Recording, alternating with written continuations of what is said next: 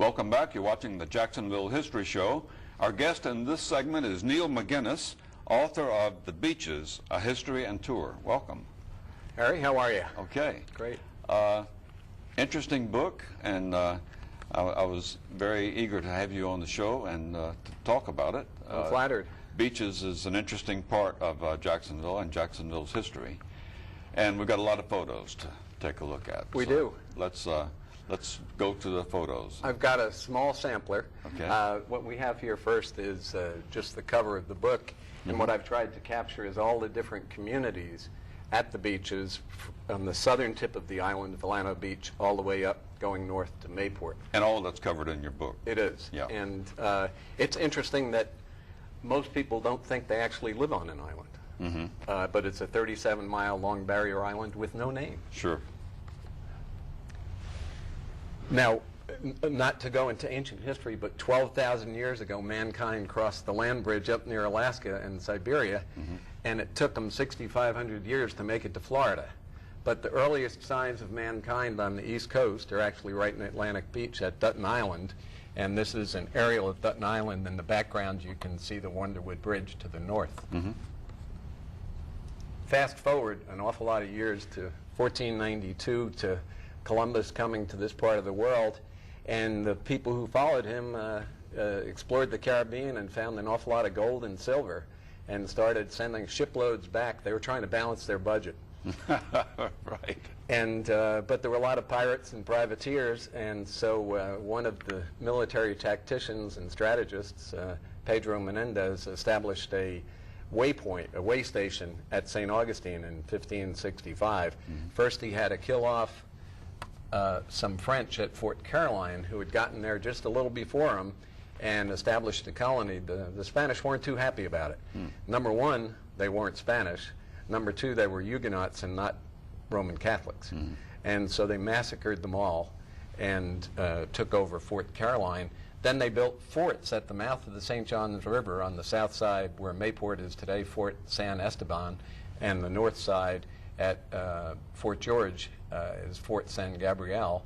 And then they had started establishing missions up and down the coast, with one of the first ones being San Juan del Puerto mission right there at Fort George.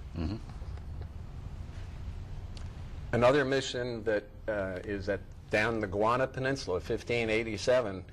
This is a picture of what a typical mission looked like on the left, but this is an aerial photo taken from the south looking up the coast, so that's A1A on the right, and that is the Guana Peninsula, and that was the site of a Spanish mission from 1587 till 1702. 1702, the British came through, moving down the coast, and killed all the Christians and Spanish at all the missions, mass genocide. And that included killing all the people out in central Florida where there was a large cattle ranch that provided the beef to St. Augustine. They were replaced, that cattle ranch was replaced by Don Diego Espinosa, who established a cattle ranch at the beaches. And basically, this line here is Michler Road at the beach, and the top here is Mayport. The line goes all the way out. His land went all the way out to what is today's Kings Highway. So this was a 60,000-acre cattle ranch that provided beef for St. Augustine. And notice that there's a land bridge, so the cattle went back and forth. This was before the beaches was an island. Following that, the British took over the beaches and took over Florida. And of course, we had the Revolutionary War. A Revolutionary War hero named John McQueen came to Florida and accumulated 25,000 acres of land and built a few homes. One is the Kingsley Plantation, which most people know about and may have visited, up on Fort George. That was actually McQueen's house. He built it in 1791. He liked the house so much that he built a mirror image of it, scaled up a little bit, at Queens Harbor. The remnants are not there today, but on the right is an artist conception of McQueen's house overlooking the intersection of the St. Johns River and the Intracoastal, or San Pablo River, at today's Queens Harbor. Now, most people wonder where the name Pablo came from. San Pablo was a mission back in the 1500s, but this is an 1863 map. I don't know if we can focus in on the circle here in the bottom right, but it basically shows the beaches, our island, being split in two, north-south, with the western part being called Pablo and the eastern part being called Hazard with two Z's. So this was before the railroads, before the towns, before Jacksonville Beach and Atlantic Beach. This is 1863. There's a long history about why they're named that, and I won't take the time right now, but the whole focus before the railroads was north-south along the waterways, because that was the way you traveled. There was very little focus east-west. The railroads came to this country in the 1830s, got to Jacksonville in the 1850s, and in the 1880s, 3 different rail lines were run from St. Augustine and from Jacksonville going west to east to the beaches. So in the bottom right, there was the St. Augustine and North Beach Railway, and that is the train station right on the beach, no longer there, of course, at the site of today's Reef Restaurant, right near the Gate Food Post. That was a large railroad stop. In the top right is the Pablo Beach, Jacksonville Beach train station, which is was right on the site of today's Historical Center. On the top left is the Atlantic Beach Railroad Station, which would be about 8th Street and Ocean in Atlantic Beach, and that served the Continental Hotel. In the middle here is the Mayport train station, and the first train that came to Mayport was from Arlington, came down what's today's Wonderwood Expressway. Wonderwood was built on the old railroad bed. And there was a second line that came from the south from Pablo Beach. And then there was actually a town called East Mayport, and that had a train station. That Mayport, much of Mayport and all of East Mayport became the Navy base in the late 40s. Flagler had established some very large luxury hotels in St. Augustine in the 1880s, and Flagler built the one on the right here in 1901. This is from 7th to 10th Street along the ocean in Atlantic Beach. Wow. Back in 1901, it had a 6-story rotunda. Yeah. It was extraordinary. And then John Christopher built the Murray Hall Hotel. Actually, this was 1886 in Jacksonville Beach, both rather elaborate and grand. The Murray Hall had a fireplace in every room. Unfortunately, 2 years later, it burned down. I guess one of the guests wasn't too careful. That's what you get with all those fireplaces, I guess, yeah. But both of those structures fell to fire and were not replaced. So the beaches didn't get the grand structures after this. We did need roadways. People were tired of coming by steamboat and by smaller boats. And by train. And by train. Yeah. Exactly. And on the left, Atlantic Boulevard was finished in 1910, and then in 1925 it was became the largest concrete road in the southeast. And on the right is State Road A1A being built by Ben McCormick with wagon teams of mules, and the mules did all the grading, 1928. With all the focus on transportation and wealth and luxury, there was a desire to improve the navigation and also to make way for the luxury yachts going up and down from Florida to New York. And so the Flagler Canal Company was hired to connect the San Pablo River on the north, on the right, with the Talamato River on the left or on the south, and a 10-mile-long man-made canal was dug, which created what's today the Intracoastal Waterway, and it was this in 1912 that actually made the beaches an island. So we're coming up on our centennial as an island. Here you have on the bottom, on the left, the dredging equipment and the early bridges. This top right is the barge bridge, the second bridge there. The drawbridge, the third bridge in 1937 that many people will remember, and of course the big concrete span that was built in the 2000s is what's there today. Further south on the island, Delano Beach had always been kind of a day trip for people out of St. Augustine. It was very hard to get to.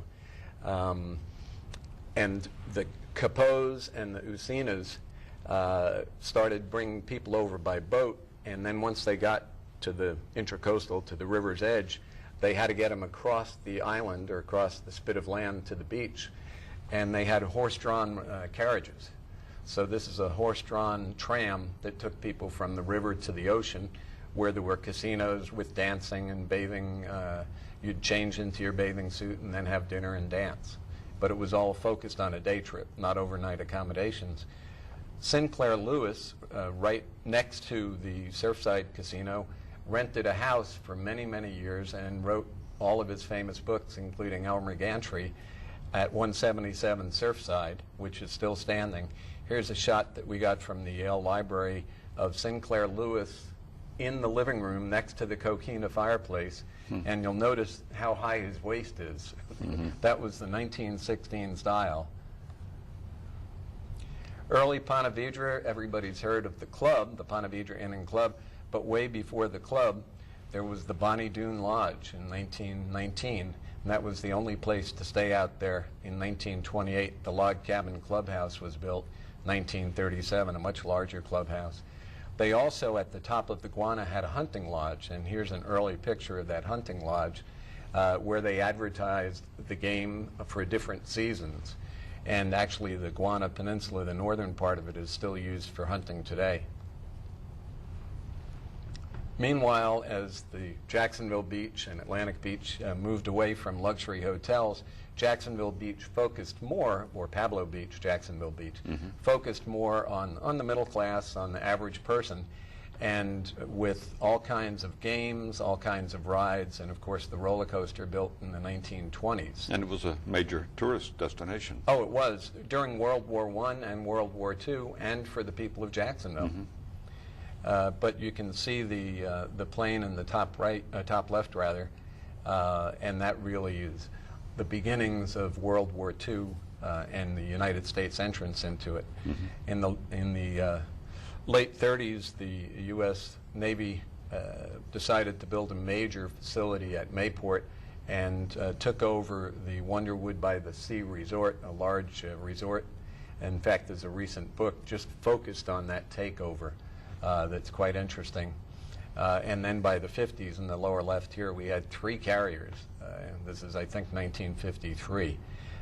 So just to orient you, the right photo is the entrance to the St. Johns River taken from the ocean. The white lines on each side are the jetties, which are still there today.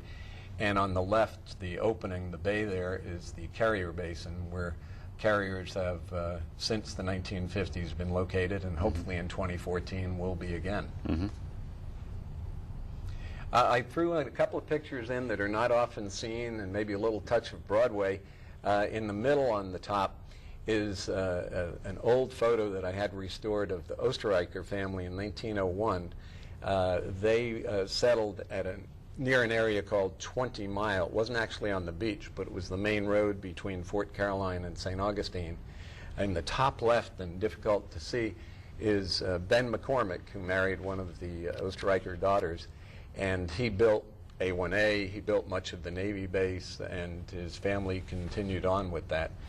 On the right, we have Rhoda Martin, who moved to Jacksonville in the late 1800s and started the first school for colored children and the first black church in the area known as the Hill at Jacksonville Beach. And the old brick school that was the first school for colored children at the beach it was moved and has become a cultural center honoring her at Jack's Beach. Bottom left, we have a socialite, Bobby Jacobs, out at the beach throwing one of his regular parties, and with him is Ethel Merman.